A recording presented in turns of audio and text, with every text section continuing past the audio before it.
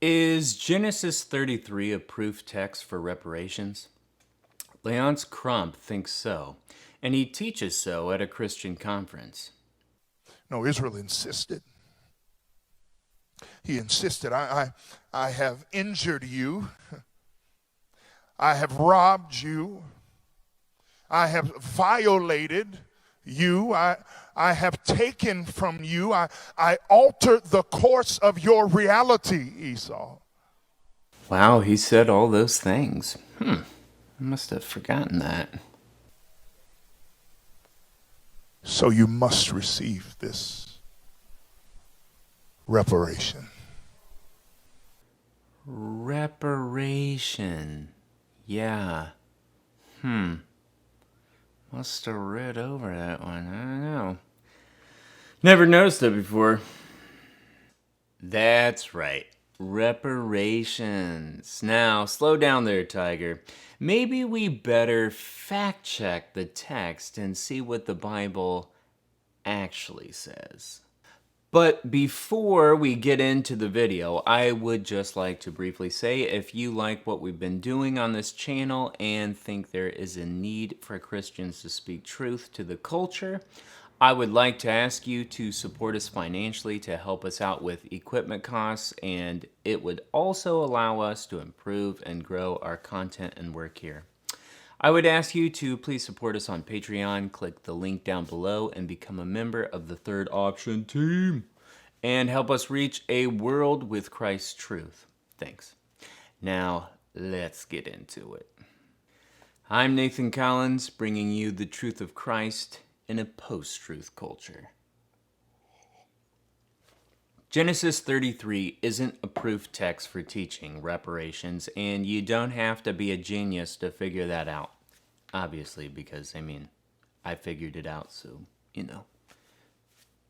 Anyways, the first obvious problem with Leonce Crump and many other Christian woke teachers is the problem of interpreting the text through a current popular philosophy of today, instead of interpreting passages through the lens of what the Bible says of itself. This meaning, do we use the text to interpret the text, or do we interpret the text by an outside source? The technical terminology is eisegesis versus exegesis. The idea that the Bible is teaching what a faction of the population in the United States cares about in the early 21st century is ridiculous. The Bible is much bigger than the extremely finite, fashionable thoughts of today.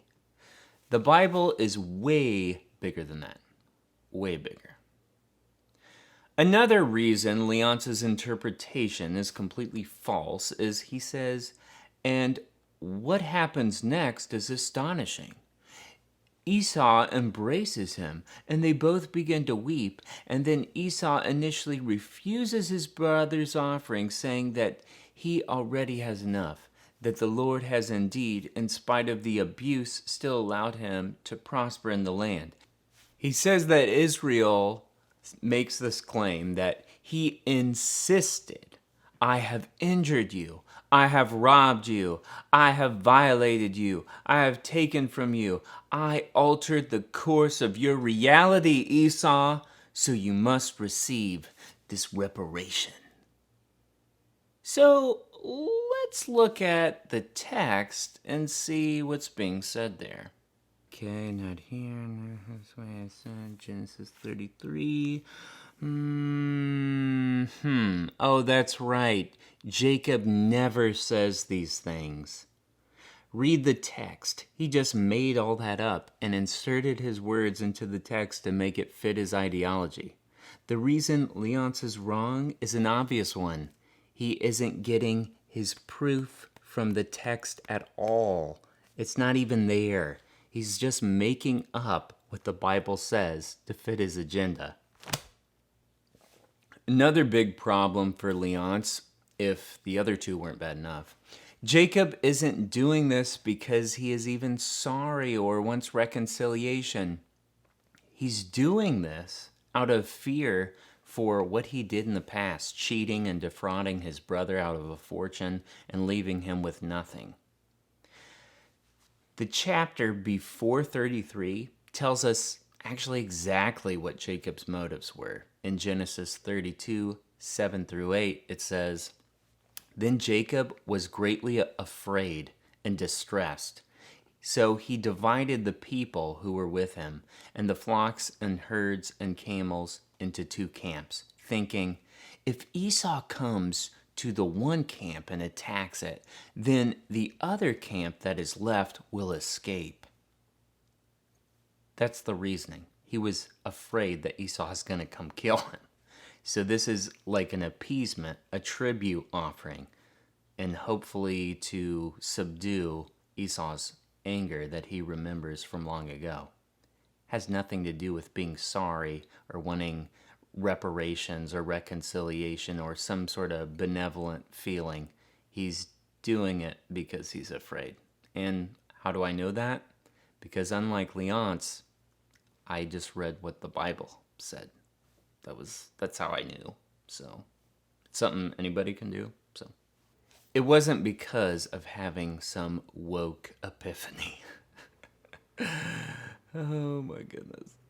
It seriously blows my mind how much pastors take huge liberties with the text and suggest why or how a certain biblical figure may have felt in a given situation and come up with all these dramatic explanations to fit their sermon topic. All the while, a few verses before or a chapter before, the answer can be plainly read from the text. There's no need for theatrical guesswork. It's literally written down in the text. All right, my last point I'd also like to make is that even if I give Leonce all the points I just mentioned, he can say I'm wrong on all those other ones, which, I mean, obviously I'm not. Just prove that. But say I was. It still doesn't speak to the reparations discussion going on in today's world. Jacob wrongs his brother and attempts to pay him off for the wrongs he's committed. Two people who are alive, who have a dispute, and who are both around to reconcile the situation. This passage isn't an example of what their ancestors did to each other hundreds of years ago. No one is alive to reconcile the wrongs committed. No one is alive to judge in court, and no one absolutely remembers all the injustices committed for which the reparations need to happen. That task, that situation that Leonce is actually referring to, is ultimately an impossible situation and doomed to failure. It amazes me how these church leaders can be given such a platform, but make such obvious blunders in their teaching concerning what the Bible says. This is Matt Chandler's mentor, ladies and gentlemen, who he credits for helping him understand race issues. This guy, the guy we just watched, the dude freewheeling with the Bible. But then again, watching Matt Chandler's slow descent into madness of the past few years, I guess big surprise. Big surprise. This is my surprise face. Genesis 33 that Leonce used doesn't fit reparations in the slightest. And it is inconceivable how he could have thought it would support such a philosophy. How are these guys allowed into the church of the living God to teach this nonsense? Why aren't we rooting out these false teachers and confronting them with their teaching? We need to speak out against this falsehood in the church as well as outside it. Pursue truth and hold tightly to it. Well, that is all for this episode, but if you like this episode, go ahead and subscribe and check out our other episodes as we address different issues in our world and bring you the truth of Christ in a post-truth culture. Grace and peace, brothers and sisters. Remember that time where people used to read the Bible? That was such a good time. It's like What do I want to know? I'll just open up this book and I'll start reading. I'll find stuff. Not anymore. Not anymore. What do I want to make the Bible tell me? What do I want to hear? I want to hear something good that supports my own feelings and thoughts and ideas. How can you help me do me? Yay! Wrong.